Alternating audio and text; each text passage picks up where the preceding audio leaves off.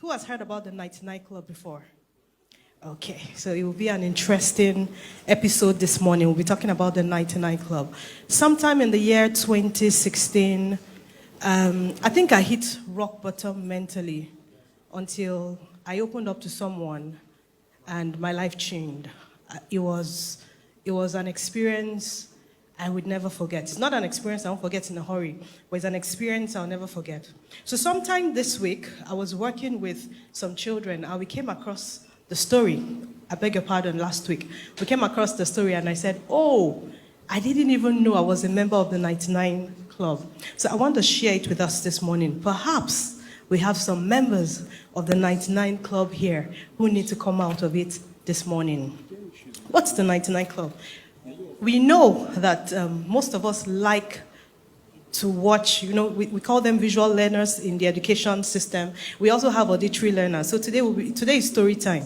So I want 100% of your attention. I will be reading. You could focus on the screen because the words will be there. But I just want your attention. I'd like you to walk with me as we go through the story of the 99 Club. Thank you. Enjoy. So there was a king who had one servant. If you see the picture, you see someone who looks like royalty on the right and somebody who looks poor on the left. The person on the left is the servant. The person on the right is the king. The king was a wealthy man, but he was very unhappy. Very unhappy. So one day, he came across his servant, who's the guy on the left, and he wondered why the servant was so happy. This guy doesn't have enough clothes, perhaps he doesn't even have enough food, but he's so happy. He was wondering to himself. And then he reached out to the servant. He called him and said, come here. Why are you always happy? Every time you're working, you're singing, enjoy, excited to work every day. What is the source of your happiness? And the joyous servant replied the king. He said, I have a roof over my head. I have a family who loves me. And we are just fine. I have enough for myself. And that just makes me fine. The king, in his amazement, looked for somebody. I saw this and I rephrased it. So he looked for a Memucan. How many of us remember Memucan? So he looked for one of his advisors because he was puzzled. And he called him and said, have you seen this guy? He looks lowly, but he's always happy. What is the source of his happiness? How come he's happy and I'm not?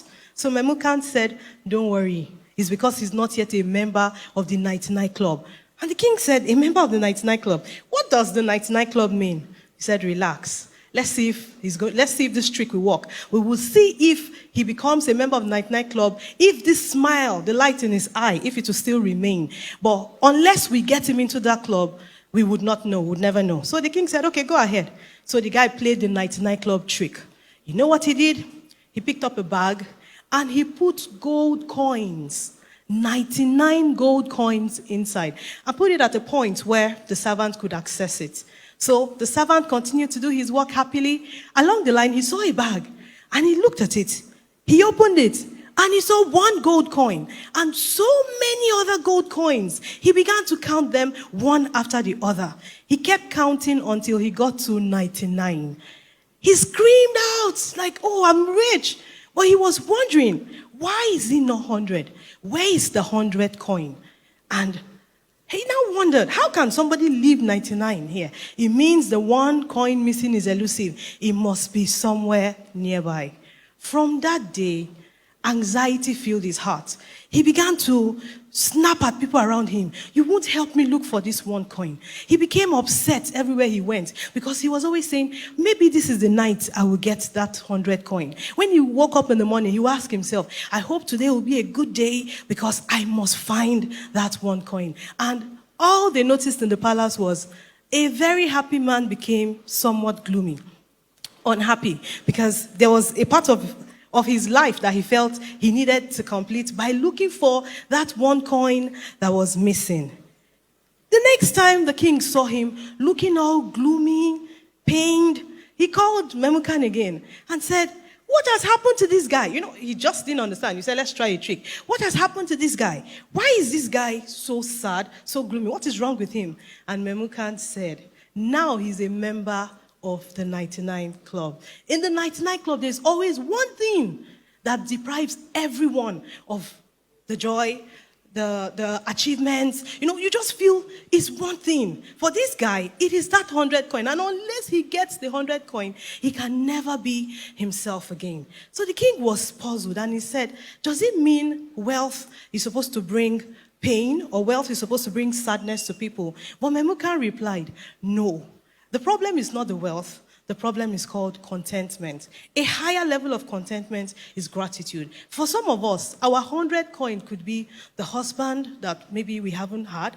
It could be the child. How do you explain to a woman who's been trusting God for a child that she should smile? It's like a waiting period. And what happens in the waiting period? It feels like everywhere is dark. Like this servant who used to be happy because that 100 coin, as far as he was concerned, to become complete, he would say, I have 100 gold coins. But as far as he remained 99, he took the light in his eyes away. So for us this morning, my counsel to us is, that 100 coin, whatever you have tagged your 100 coin, maybe it's a degree, maybe it's a spouse, maybe it's a child, maybe it's a business, maybe it's a promotion, it's high time you ask yourself the price of your peace, the price of your joy. Is the price of your joy equivalent to that one thing?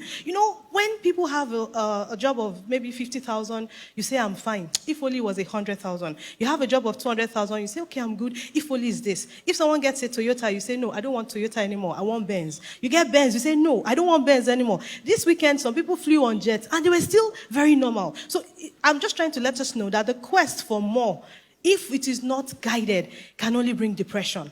And depression is meant for one reason: to keep you silent, to take the joy away, to put you at a point where you look at yourself, you begin to feel regret, you begin to feel pity. So the problem, again, is not what you haven't had. The problem is not that thing that you have been crying and you've been begging for. The problem has to be a change of heart. I told you I hit rock bottom in 2016 because we had a family meeting back at home in Kaduna. And when I got there, okay, so we're just three. I've got a boy and a girl, the girl ahead and then the boy behind. When we got there, okay, so it was a tough time in our lives as my family. I got there and we were talking, my sister and I, the spouses, and they showed, okay, so maybe I should tell you what it felt like. So at that time, to even pay house rent was a tussle. So when I got there, my brother came up with his building, like, okay, so this is where I bought the land and this is what is left. And my sister was showing hers, and I just became depressed because I felt this is too much for me.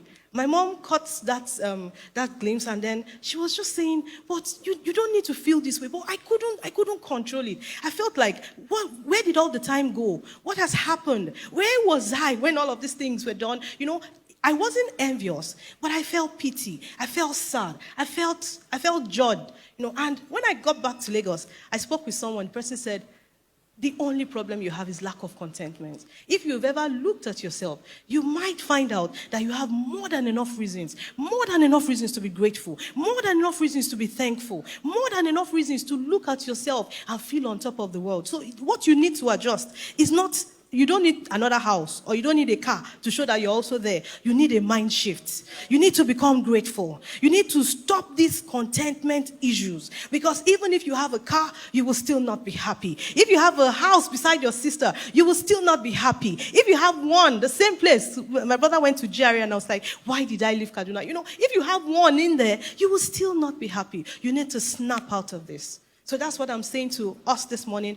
Don't end up like that guy who had almost nothing, and one day he became a rich man, and all the joy went. It's not true that wealth brings sadness. No. And this is also not a call for complacency.